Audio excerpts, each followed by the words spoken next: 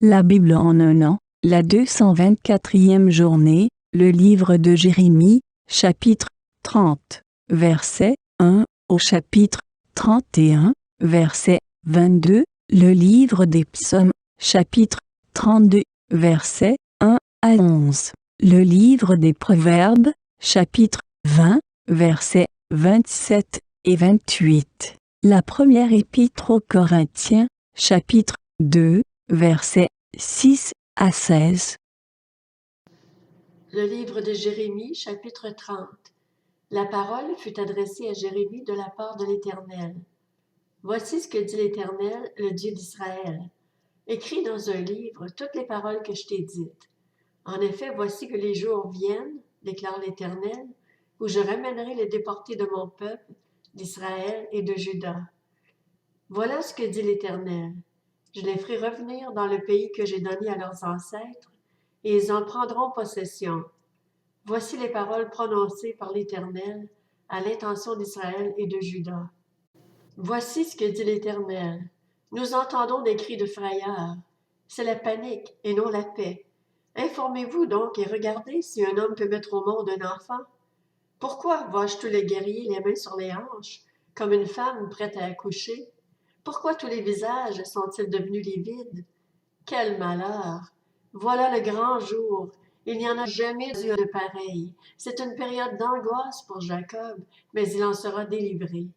Lorsque ce jour-là arrivera, déclare l'Éternel, le Maître de l'univers, je briserai l'autorité exercée sur toi, j'arracherai tes liens. Ils ne seront plus les esclaves d'étrangers, mais ils serviront l'Éternel, leur Dieu, et David, leur roi, celui que je leur donnerai. Quant à toi, mon serviteur Jacob, n'aie pas peur, déclare l'Éternel. Ne te laisse pas effrayer, Israël. En effet, je vais te délivrer de la terre lointaine. Je vais délivrer ta descendance du pays où elle est déportée. Jacob reviendra pour connaître la tranquillité et la sécurité. Plus personne ne l'inquiétera.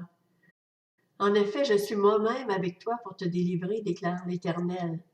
J'exterminerai toutes les nations où je t'ai dispersé, mais toi, je ne t'exterminerai pas. Je te corrigerai avec justice. Je ne peux vraiment pas te laisser impuni. Voici ce que dit l'Éternel. Ton désastre est irréparable, ta blessure est douloureuse. Personne ne défend ta cause pour prendre soin de ton ulcère. Pour toi, il n'y a ni remède, ni guérison. Tous ceux qui t'aimaient t'ont oublié, Jérusalem. Personne ne se soucie de toi, car je t'ai frappé comme le fait un ennemi. Je t'ai infligé une punition sévère à cause de l'importance de ta faute, du grand nombre de tes péchés. Pourquoi te plaindre de ton désastre, du fait que ta peine est incurable? C'est à cause de l'importance de ta faute, du grand nombre de tes péchés que je t'ai infligé ce traitement. Cependant, tous ceux qui te dévorent seront dévorés, et tous tes ennemis, oui, tous, iront en déportation. Ceux qui te dépouillent seront dépouillés, et je livrerai au pillage tous ceux qui te pillent. En revanche, je provoquerai ton rétablissement, je guérirai tes blessures, déclare l'Éternel, car elles t'ont appelé l'expatrié, la Sion dont plus personne ne se soucie. Voici ce que dit l'Éternel. Je vais ramener de déportation les familles de Jacob. J'ai pitié de ses habitations. La ville sera reconstruite sur ses ruines et le palais retrouvera sa place. Des manifestations de reconnaissance et des cris de réjouissance se feront entendre de leur part. Je les rendrai nombreux, ils ne diminueront plus. Je les rendrai importants, ils ne seront plus méprisés. Ses fils redeviendront comme ils l'étaient par le passé. Son assemblée subsistera devant moi, et j'interviendrai contre tous ses oppresseurs. Son prince sera l'un des siens, son souverain proviendra du peuple lui-même. Je le ferai approcher, et il s'avancera vers moi. En effet, qui pourrait se porter garant de lui-même pour s'avancer vers moi, déclare l'Éternel. Vous serez mon peuple, et moi je serai votre Dieu. La tempête de l'Éternel, sa colère éclate. C'est une tempête tourbillonnante qui fond sur la tête des méchants. La colère ardente de l'Éternel ne se calmera pas tant qu'il n'aura pas agi et mis à exécution le projet de son cœur. Dans l'avenir, vous en comprendrez le sens. Le livre de Jérémie, chapitre 31. À ce moment-là, déclare l'Éternel, je serai le Dieu de toutes les familles d'Israël, et eux, ils seront mon peuple. Voici ce que dit l'Éternel. Il a trouvé grâce dans le désert, le peuple des rescapés de l'épée. Israël marche vers son lieu de repos. De loin, l'Éternel s'est montré à moi. Je t'aime d'un amour éternel. C'est pourquoi je te conserve ma bonté. Je te rétablirai encore et tu seras rétablie, jeune fille d'Israël. Tu resplendiras encore avec tes tambourins et tu te mêleras aux danses de ceux qui manifestent leur joie. Tu planteras encore des vignes sur les montagnes de Samarie. Les planteurs accompliront leur tâche et profiteront de la récolte. En effet, il y aura un jour où les gardes crieront dans la région montagneuse d'Éphraïm, « Levez-vous, montons à Sion vers l'Éternel notre Dieu. » Car voici ce que dit l'Éternel. Poussez des cris de joie à propos de Jacob, éclatez d'allégresse avec la plus importante des nations. Faites retentir votre voix, chantez des louanges et dites, Éternel, délivre ton peuple, ce qui reste d'Israël. Je vais les ramener du pays du nord, je les rassemblerai des extrémités de la terre. Parmi eux figureront l'aveugle et le boiteux, la femme enceinte et celle qui accouche. Ensemble, ils forment une grande assemblée. Ils reviennent ici. Ils reviennent en pleurant, mais je les conduis au milieu de leurs supplications. Je les conduis vers des torrents d'eau, par un chemin tout droit où ils ne trébucheront pas. En effet, je suis un père pour Israël, et Éphraïm est mon premier-né. Nations, écoutez la parole de l'Éternel, et annoncez-la dans les îles lointaines. Dites, celui qui a dispersé Israël le rassemblera et le gardera comme un berger garde son troupeau. En effet, l'Éternel a libéré Jacob, il l'a racheté à celui qui était plus fort que lui. Ils viendront et pousseront des cris de joie sur les hauteurs de Sion. Ils accourront vers les biens de l'Éternel, le blé, le vin nouveau, l'huile, le petit et le gros bétail. Leur vie sera pareille à un jardin arrosé, et ils ne dépériront plus. Alors les jeunes filles se réjouiront en dansant, les jeunes hommes et les vieillards se réjouiront ensemble. Je changerai leur deuil en joie et je les consolerai, je les rendrai joyeux après leur chagrin. Je gaverai les prêtres de graisse et mon peuple sera rassasié grâce à mes biens, déclare l'Éternel. Voici ce que dit l'Éternel. On a entendu des cris à Rama, des lamentations et des pleurs amers. C'est Rachel qui pleure ses enfants et n'a pas voulu être consolée à propos de ses enfants parce qu'ils ne sont plus là. Voici ce que dit l'Éternel. Retiens tes pleurs ainsi que les larmes de tes yeux, car il y aura une compensation pour ta peine, déclare l'Éternel. Ils reviendront du pays de l'ennemi. Il y a de l'espoir pour ton avenir, déclare l'Éternel. Tes enfants reviendront dans leur territoire. J'entends clairement Éphraïm se lamenter. Tu m'as corrigé et je me suis laissé corriger, pareil à un jeune taureau qui n'a pas encore été dressé. Fais-moi revenir et je reviendrai, car tu es l'Éternel, mon Dieu. Revenu à de meilleures intentions, je regrette mon attitude. Après avoir pris conscience de mon état, je me frappe la cuisse. Je suis honteux, rempli d'humiliation, car je dois porter le déshonneur de ma jeunesse. Éphraïm est-il donc pour moi un fils chéri, un enfant qui fait mon plaisir, pour que chaque fois que je parle contre lui, son souvenir reste si fort en moi?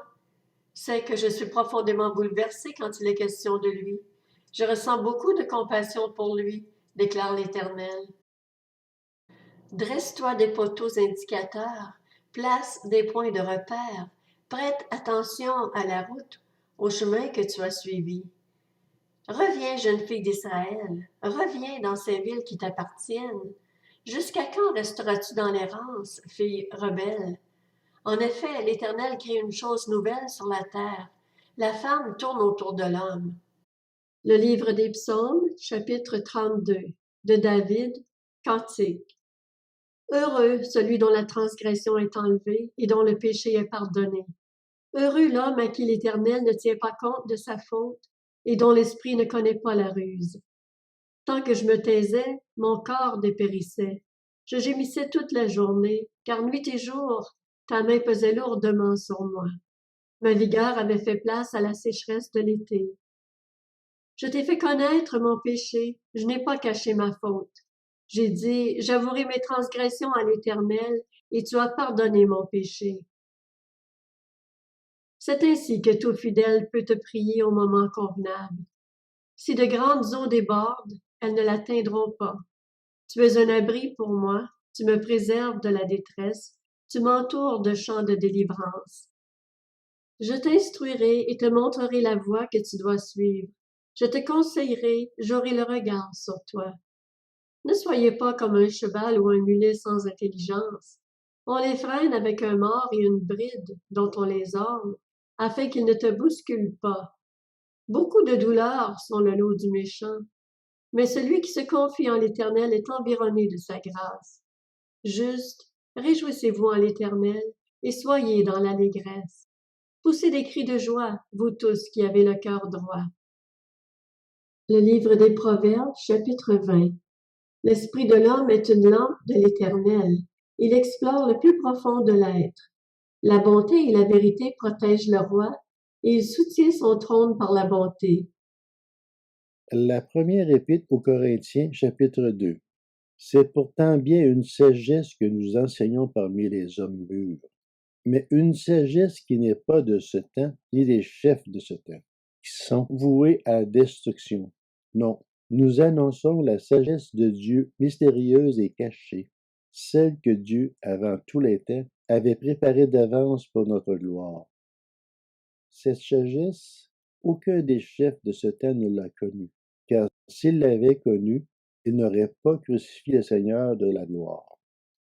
Mais comme il est écrit, ce que l'œil n'a pas vu, ce que l'oreille n'a pas entendu, ce qui n'est pas monté au cœur de l'homme, Dieu l'a préparé pour ceux qui l'aiment. Or, c'est à nous que Dieu l'a révélé, par son Esprit, car l'Esprit examine tout, même les profondeurs de Dieu. En effet, qui parmi les hommes connaît les pensées de l'homme, si ce n'est l'Esprit de l'homme qui est en lui? De même, personne ne peut connaître les pensées de Dieu, si ce n'est l'Esprit de Dieu. Or, nous n'avons pas reçu l'Esprit du monde, mais l'Esprit qui vient de Dieu, afin de connaître les bienfaits que Dieu nous a donnés par sa grâce. Et nous en parlons non avec les paroles qu'enseigne la sagesse humaine, mais avec celles qu'enseigne l'Esprit Saint. Ainsi, nous employons un langage spirituel pour exprimer ce qui est spirituel.